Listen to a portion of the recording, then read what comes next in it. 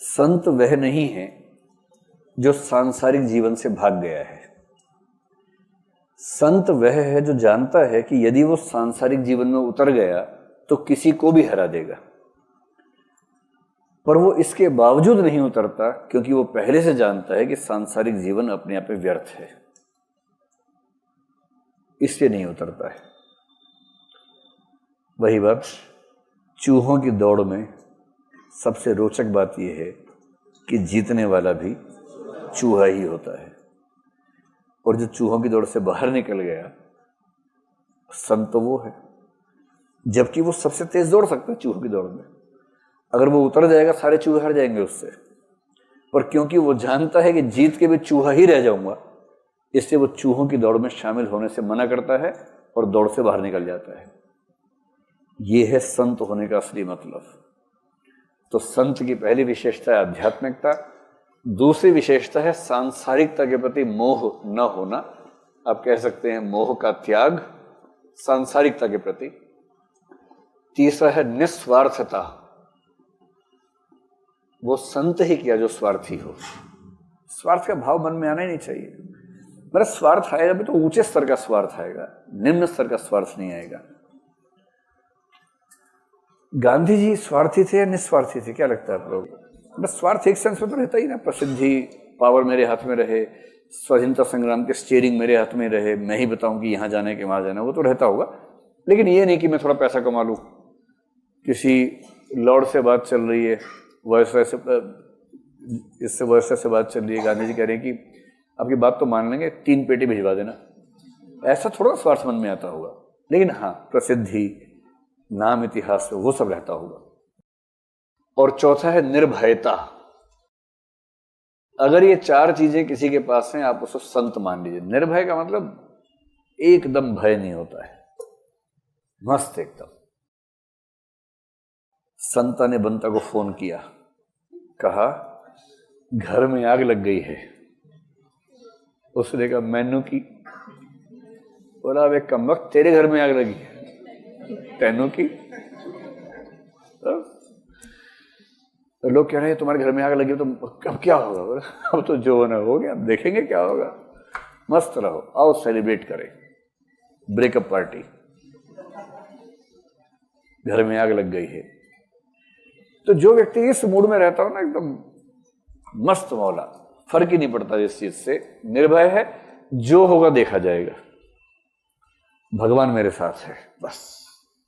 आध्यात्मिक विश्वास है, सांसारिक मोह घेरते नहीं है, पैसे की इच्छा है नहीं, पद की इच्छा है नहीं, सम्मान की इच्छा है नहीं। और जो व्यक्ति सच में इस माइंडसेट का व्यक्ति हो ना, उसको संत कहना चाहिए। ऐसे लोग होते हैं समाज में, कबीर तो हैं ही। तो कबीर आध्यात्मिक हैं या नहीं, आप ये बताएं। रात दिन भगवान में, मेरा यार है हम में, हमन को इंतजारी क्या, और रहना नहीं देश बिराना है। ये तो देश ऐसे ही है। यह संसार कागज की पुड़िया, बूंद पड़े घुली जाना है। ये संसार क्या है? कागज की पुड़िया है, पानी पड़ेगा घुल जाएगा। इस संसार में क्या रखा हुआ है? जो संसार को निस्सार बताए, जो रात दिन भगवान के प्रेम में डूबा हो, आध्यात्मिक भी है, सांसारिक मोह से परे है। भाई आप किसी को मोह में क्या देंगे? पैसा, पावर, यही तो देंगे। और कबीर का हाल क्या है? साईं उतना दीजिए जामे कुटुंब समाए, मैं भी भूखा ना रहूं, साधु ना भूखा जाए। अब मैं वो सीख के आऊंगा अगली बार, ऐसे ऐसे जो करते हैं ना, ऐसे ऐसे वाला, ताकि मैं ठीक से ऑर्केस्ट्रा पूरा मैनेज कर सकूं, है ना। क्या बोलते हैं उस व्यक्ति को? ओपरा बोलते हैं। गधा समझ रखा है मुझे ओपरा कुछ भी, मतलब सपेरा तो नहीं बोलते कि बीन बजाता है, ऐसे छोड़ना होता है, कुछ भी बोल दोगे मान लेंगे उस बात को। ओपेरा एक आर्ट फॉर्म है भाई, आदमी का नाम थोड़ा ना होता है ओपेरा। चलिए खैर, सांसारिक मोह का त्याग है। कबीर कह रहे हैं साईं इतना दीजिए जामे कुटुंब समाए। जिस आदमी को पैसा चाहिए ही नहीं, हम कल्पना करते हैं कि कबीर के पास रिश्वत लेके चला जाए अगर। कबीर घर में बैठे शांति से एक चटाई बिछा के सो रहे हैं, एक तकिया है, एक चटाई, एक चादर है, उससे ज्यादा सामान चाहिए नहीं उनको। एक आदमी आया है, सामने 4 लोग पंखा झलते हुए आ रहे हैं, उसके आगे आगे 10 पीछे चल रहे हैं, 2 ने पीछे गाउन पकड़ रखा है, इतना लंबा है, सड़क पूरी साफ हो जाती है। और दो ने आके मुनादी पीटी है, कबीर जी आपसे मिलने शहंशाह आलम खुद आए हैं। कबीर कह रहे हैं कि आधे घंटे बाद ले आना, अभी सो रहे हैं, आधे घंटे में उठेंगे तब ले आना। कबीर कैसी गुस्ताखी कर रहे हैं, उठूं? चल यार, गुस्ताखी कर रहे हैं। तो कबीर सो गया आधा घंटा, आधे घंटे बाद शहंशाह आलम फन फनाते हुए अंदर घुसे हैं। कह रहे कबीर तुम्हारी कविताएं हमने सुनी, बहुत अच्छी लगी। बोले अच्छा ठीक है, थैंक यू। हम चाहते हैं कि तुम्हें कुछ पुरस्कार दें।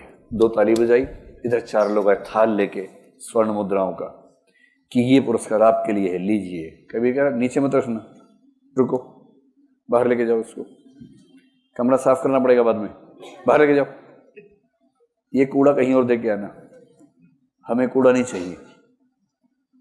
इस टाइप का आदमी है, ये असंभव आदमी है जिसको धन, अशरफी, मुद्रा, कूड़ा लगती हूं, जिसको चाहिए ही नहीं। आप उसे कैसे मैनेज करेंगे, कैसे कंट्रोल करेंगे? ऊपर से डरता है नहीं किसी से। शहंशाह आलम आए हैं, क्यों आए हैं? बोलो वापस जाने के लिए। कुम्भन दास कृष्ण काव्यधारा में है, अकबर ने बुला लिया उनको कि आइए थोड़ा बात करेंगे। गए, अपने समय के सम्राट अकबर से मिलने के लिए गए। कोई और जाता मस्त हो जाता, ऑटोग्राफ लेके आता कि एक ऑटो, एक सेल्फी ले लीजिए प्लीज हमारे साथ, कि सबको दिखाऊंगा कि मैं अकबर से मिल के आया हूं। और अकबर आज के अकबर की तरह तो खुद ही सेल्फी लेके भेज देता कि लो भाई एक सेल्फी मैं ले देता हूं। तो उसके बाद कुम्भन पहुंचे, लोगों ने कहा भाई कैसा लगा?